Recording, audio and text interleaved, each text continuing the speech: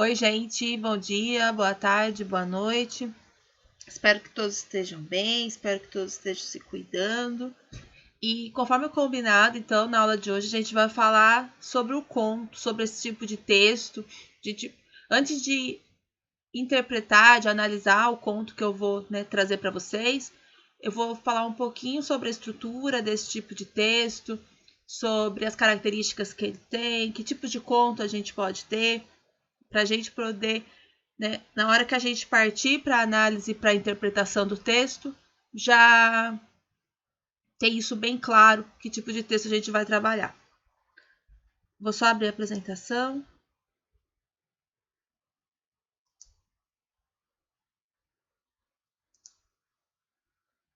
Pronto. Então, o conto, a aula de hoje estou dividindo em 4 partes, antes de falar do conto especificamente. O que é um conto, as características, os tipos de conto e a estrutura. Então, um conto é um texto curto, então é uma história curtinha, que vai ter um narrador, alguém que vai estar relatando algum acontecimento, relatando uma história, que não necessariamente aconteceu com ele, mas vai ter alguém narrando esse fato. Então, vai ter uma situação ali que vai ser, que a gente pode chamar de estopim, que vai dar origem aos acontecimentos daquela narrativa. As características de um conto.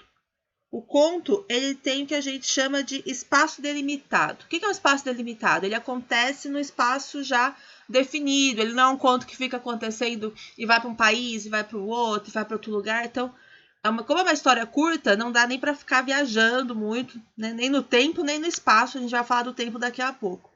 Então, ele vai ter esse espaço delimitado. Geralmente a casa, uma vila, um povoado, uma cidade. Então, um espaço já bastante delimitado, bastante marcado ali onde acontece.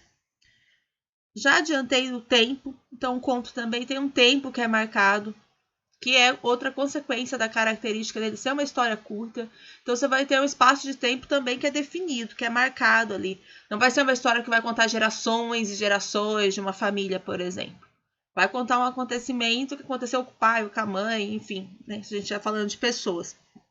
Então o conto também tem um tempo marcado, uma sequência, devido a essa sequência curta de acontecimentos.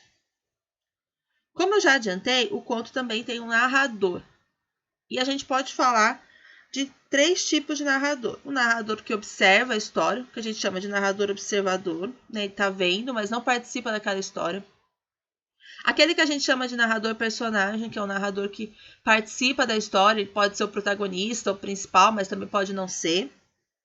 E o que a gente chama também de narrador onisciente, que é aquele narrador que ele não é tão marcado. Onisciente vem de ser um narrador que sabe de tudo que está acontecendo. Por exemplo, ele vai saber os pensamentos dos personagens, que um narrador observador ou um narrador personagem não saberia.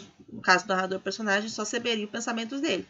Então, o narrador onisciente é esse narrador que é quase um deus mesmo. Ele sabe de tudo que está acontecendo, que os personagens estão sentindo, que estão pensando, diferente dos outros 2 narradores, o personagem e o observador, que são mais restritos.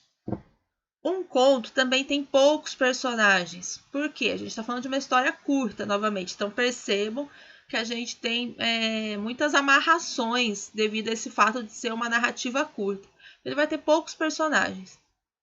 E também tem aquilo que a gente chama de enredo, que é esse acontecimento, essa situação, esse problema, que vai dar início à história e como vai se resolver ou não, porque talvez a situação não se resolva, a situação que é contada ali. A gente tem vários tipos de contos. Os contos realistas, que contam histórias mais cotidianas, mais reais. Os contos populares. Os contos fantásticos, que daí vai ter aqueles acontecimentos fantásticos, com magia, seres que têm características que não teriam na vida real. Os contos de terror, de humor, contos infantis, contos psicológicos, que são contos que eles vão, para além de contar muitas vezes um acontecimento realista, eles vão também ter uma dimensão de nos fazer pensar muito aquela situação. Por exemplo, eles são os tipos de conto que vão trabalhar bastante a metáfora, porque algo que ali no texto pode representar, por exemplo, vamos supor que a gente esteja falando de um sol que nasce todos os dias, pode representar a esperança de um novo dia, de um novo começo e tal. Então, os contos psicológicos vão trabalhar muito mais essas metáforas, essas comparações. E os famosíssimos contos de fadas, que todo mundo deve conhecer. A estrutura do conto é a estrutura, né, basicamente de um texto narrativo, daí nesse caso muito mais curta, muito mais ágil, muito mais rápido. Ele tem uma introdução, onde o narrador vai introduzir rapidamente aquele acontecimento, aquela situação, né, e de certa forma muitas vezes até os personagens, o lugar onde acontece. O desenvolvimento dessa história, então, né, vai desenrolando o que aconteceu a partir daquela situação que ele contou lá na introdução.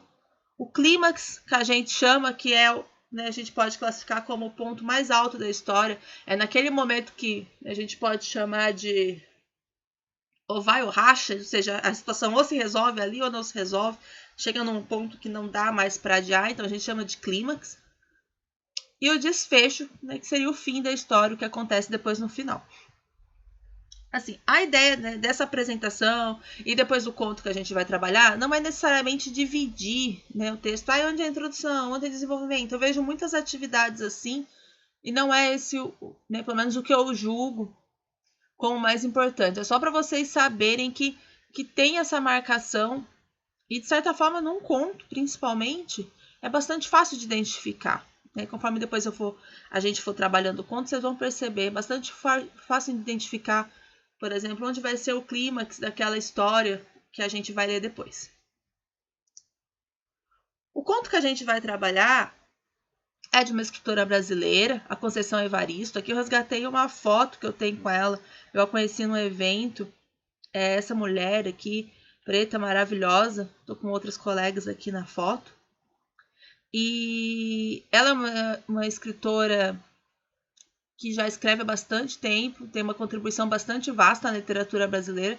E ela escreve contos, poesia, romance. Então ela não se restringe só ao universo dos contos. Ela é bastante versátil.